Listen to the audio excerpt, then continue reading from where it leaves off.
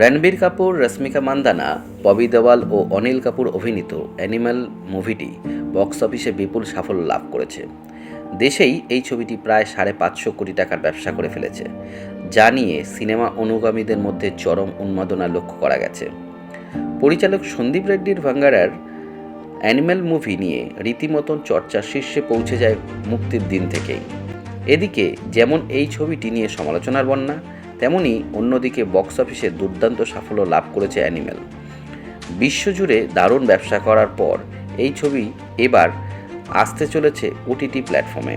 প্রেক্ষাগৃহে এই সিনেমাটির দৈর্ঘ্য ছিল প্রায় 3 ঘন্টা 21 মিনিট, কিন্তু প্রকৃতপক্ষে মূল ছবিটি ছিল 3 ঘন্টা 30 মিনিট।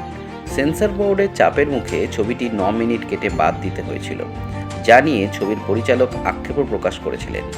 তবে এবার ওটিটি প্ল্যাটফর্ম নেটফ্লিক্সে খুব শীঘ্রই মুক্তি পেতে চলেছে অ্যানিমেল, আর সেখানেই দেখা যাবে সিনেমাটির পূর্ণ দৈর্ঘ্যের অংশ।